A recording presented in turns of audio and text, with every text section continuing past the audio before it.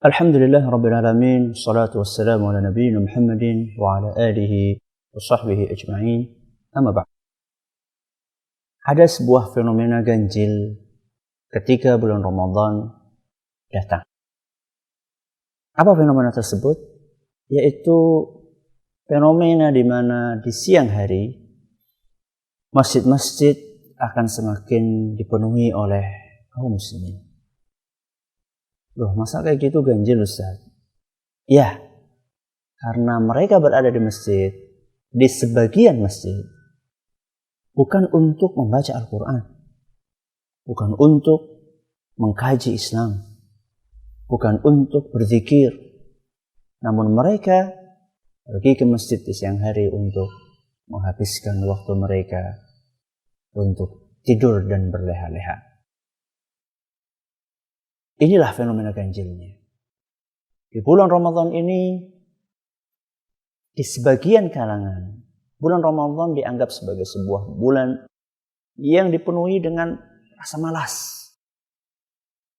yang dipenuhi dengan kekurang produktivitasan di dalam beramal, yang diiringi dengan ketidakkreatifan di dalam berperilaku, di dalam bekerja. Dan tentunya inilah sesuatu yang perlu kita perbaiki. Menarik untuk kita cermati ketika kita membaca sejarah kehidupan Nabi kita Muhammad SAW dan juga para ulama salaf, para sahabat Nabi SAW dan para ulama sesudah mereka. Mari kita cermati, banyak ternyata peristiwa-peristiwa besar yang terjadi di bulan Ramadan. Salah satu peristiwa tersebut adalah sebuah peperangan yang maha agung, sebuah peperangan yang begitu dahsyat antara kaum muslimin dengan kaum musyrikin yang terjadi pada tahun 2 Hijriah, yaitu peperangan Badar. Sebuah peperangan antara dua jumlah pasukan yang sangat mencolok perbedaannya. Kaum muslimin hanya berjumlah 300 sekian belas orang. Sedangkan kaum musyrikin 3 kali lipat jumlah mereka, 1000 orang. Tapi lihat bagaimana kaum muslimin. Mereka berhasil untuk meluluh lantakkan pasukan kaum musyrikin. Padahal tahu tidak, mereka saat itu sedang berpuasa di bulan Ramadan. Yang lainnya, masih juga peperangan pada tahun 8 Hijriyah, ketika Nabi SAW berhasil menaklukkan kota Mekah. Saat itu Nabi SAW membawa pasukan 10.000 pasukan untuk menaklukkan kota Mekah, dan beliau beserta kaum muslimin berhasil untuk menaklukkannya dengan sangat mudah. Itu kejadian terjadi pada tahun 8 Hijriyah dan juga bertepatan dengan bulan Ramadan. Bukan hanya pada zaman Nabi SAW saja.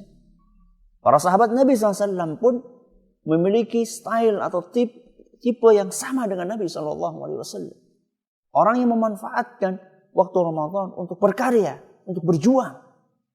Sebagai satu contoh, sebuah kejadian pada tahun 15 Hijriah. Sebuah peperangan yang bernama peperangan Al-Qadisiyah, di mana kaum muslimin berhasil menaklukkan orang-orang Majusi di Persia. Dataran Persia yang saat ini berdiri negara Iran, Afghanistan, dan yang semisalnya.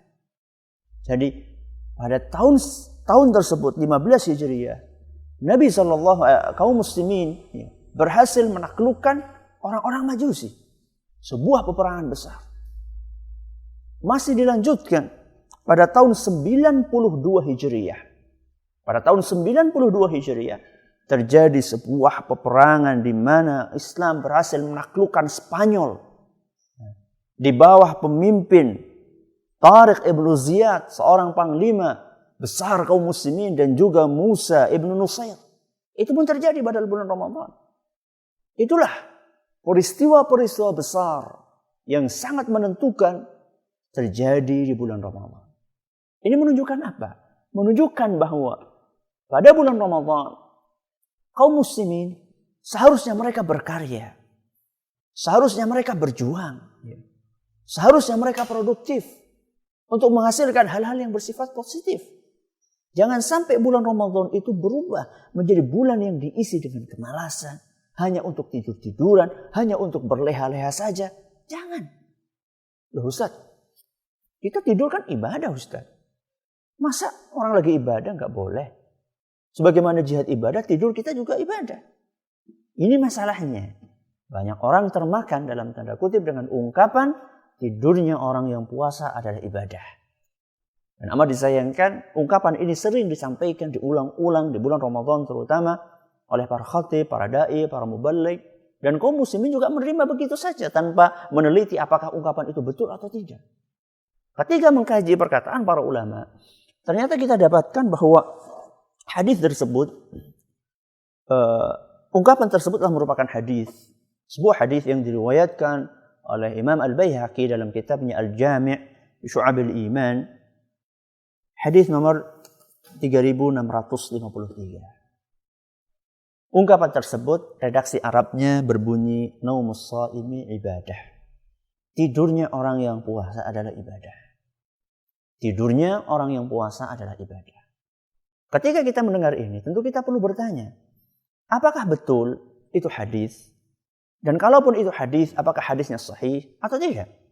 Ternyata para ulama kita telah menjelaskan bahwa hadis ini yang ada di hadapan saya ini, salah satu yang meriwayatkan hadisnya yang biasa dikatakan sebagai perawi hadis adalah seorang yang bernama Sulaiman ibnu Amrin An-Nakhai. Sulaiman bin Amr An-Nakhai ini adalah seorang yang dikatakan oleh para ulama kita sebagai orang yang suka memalsukan hadis. Siapa yang mengatakan itu? Para ulama kita. Para ulama pakar hadis. Sekali Imam Ahmad bin Hanbal rahimahullah. Kata beliau, kana yada'ul hadis. Bahwasanya Sulaiman bin Amr ini suka memalsukan hadis. Dan yang mengatakan itu bukan hanya Imam Ahmad. Imam Yahya ibnu Ma'in juga menyatakan hal yang serupa. Kata beliau, ma'rufun biwad'il hadis. Sudah dikenal reputasinya. Suka memalsukan hadis. Nah, apakah hadis yang diriwayatkan oleh orang yang seperti ini kondisinya akan kita terima? Tentu tidak. Ya. Dan yang mengatakan itu banyak, bukan hanya Imam Ahmad saja, bukan hanya Imam Yahya ibnu Ma'in, ada juga Imam Ibnu Adi rahimahullah dan juga Imam Ibnu Hibban dan masih banyak ulama-ulama yang lainnya. Makanya dari sinilah kita memahami kenapa para ulama kita mereka menilai hadis ini adalah sebuah hadis yang dhaif. Di antaranya dijelaskan oleh Imam Al-Albani, Syekh Al-Albani rahimahullah di dalam kitabnya Silsilatul Ahadits Adh-Dha'ifah wal Mawdhu'ah, beliau menyatakan bahwa hadis itu adalah hadis yang dhaif. Maka itulah akibat dari menerima sebuah ungkapan tanpa memverifikasi, tanpa mencari, tanpa berusaha mengkoreksi apakah hadis itu adalah hadis yang bisa dipertanggungjawabkan atau tidak. Karena membaca hadis yang dhaif, akhirnya kaum muslimin terprovokasi untuk bersikap malas di bulan Ramadan yang ini tentu tidak sesuai dengan jejak rekam jejak para Nabi sallallahu alaihi wasallam, Nabi SAW dan juga para sahabat serta para ulama salaf. Maka mari kita berusaha untuk mengisi bulan Ramadan ini dengan semangat yang tinggi dan juga dengan produktivitas di dalam beramal serta mengisinya dengan sesuatu yang bersifat positif. Semoga yang sedikit ini bisa bermanfaat. Wallahu ta'ala a'la wa a'lam. Sallallahu ala nabiyyina Muhammadin wa ala alihi sahbihi ajma'in.